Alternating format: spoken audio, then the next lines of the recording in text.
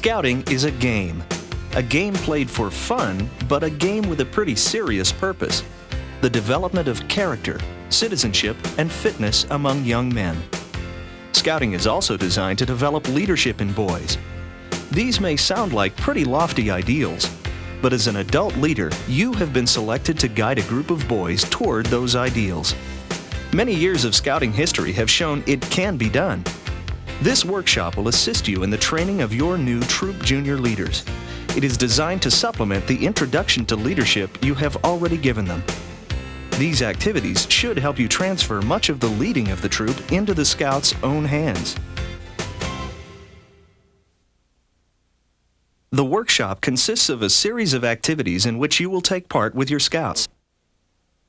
Notice we said, you will take part.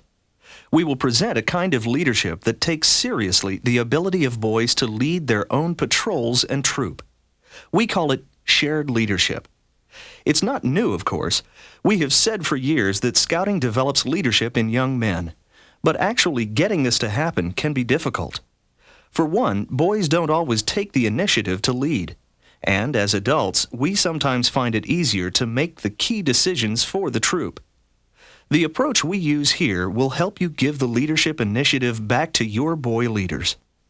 But to do that, you must take an active part in all of the discussions and activities. You will have to set a good example of participation for the boys to get the most out of the day. This workshop may seem different from training activities you have had in Scouting so far, but if you use it as designed, you can establish an atmosphere of trust to build on through the year. The workshop is based on a series of brief video presentations. After viewing each segment, you will run the learning activities found in your workshop guidebook. The activities are designed to be fun as well as to give each participant a better understanding of leadership in Scouting. You will also lead what we call reflections on the experiences the group has just shared. These reflections are the most important single element in the workshop. Since you are going to be the main presenter of this training, you will want to preview the entire tape and read the workshop guide carefully. You will also need to gather some materials and make other preparations before you run the sessions. You should schedule a full day for the workshop with a 45-minute lunch break. This workshop should combine learning and fun. It can be a beginning of the mutual trust you need to make boy leadership a reality in your troop.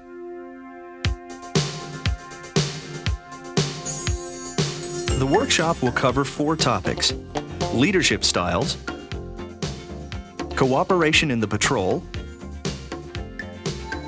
conflict resolution, and building team spirit. The objectives are twofold. 1, to give you and your junior leaders a greater sense of mutual trust. And 2, to see how shared leadership will work in the patrol and the troop. There are a few props you'll need to run the workshop. They are simple things: a beach ball, a length of good stout rope, strips of cloth for blindfolds, some potatoes, magazines, and of course, your junior leader's handbook. We even have a special lunch activity that provides a learning experience. Details on all the activities are in the leader's guide. Good to see you, Tom. You'll have a good week, too? Yeah, it's Good. How about you, Greg? pretty Good good. week? Good. As you do the activities, though, try not to get too hung up on the rule book. What's going on there? The effectiveness of the workshop will come less from the activities than from the reflection process that follows each of them. As you go through the video segments of the workshop, you'll see how we've helped set up each of the activities. How about you, Richard? Do you like to play games? The one we're demonstrating here is called the blind square. Now, the object of the game is to form a square out of this rope. But there are several rules that we have to keep in mind. Number 1, we're all going to be blindfolded.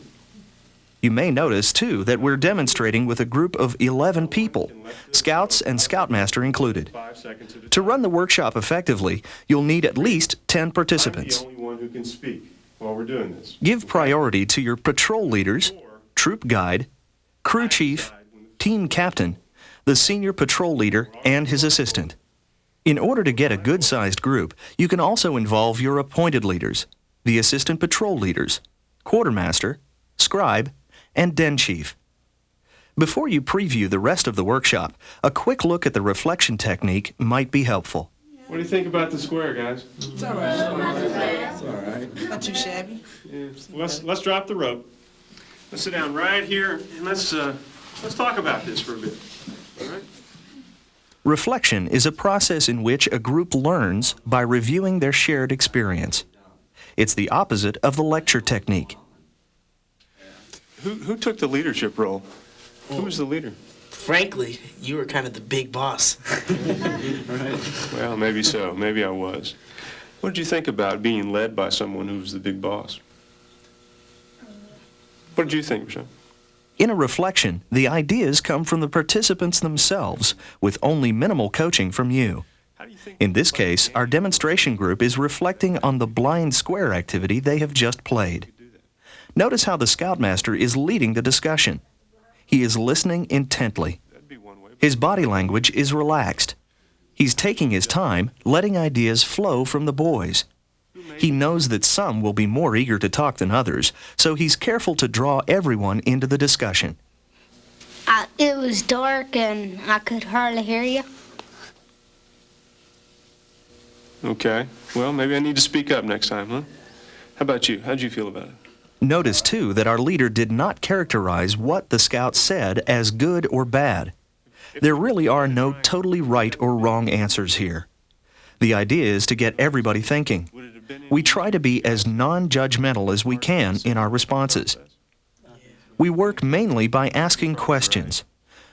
How do you think we could play the game to eliminate that kind of leadership? How do you think we could do that? We use questions that provoke thought. Open-ended questions that cannot be answered with a simple yes or no. We close the reflection by setting goals based on the judgments and generalizations we have just formed. Good idea. Some very good ideas can come up this way. As the leader of the reflection, you'll be able to reinforce ideas that relate to the workshop. If you listen well, you can build on some of the scouts' own ideas as you go through the day. As you lead your junior leaders through this workshop, you'll come across many opportunities to lecture. You know, that's a good point. This is why... You go ahead. But you won't. You may find that some intense listening can work as well for you as intense talking. This ends your pre-briefing. Go on now to a careful review of the leader's guide and the video portion of the workshop. You can make some notes and get started on your materials list.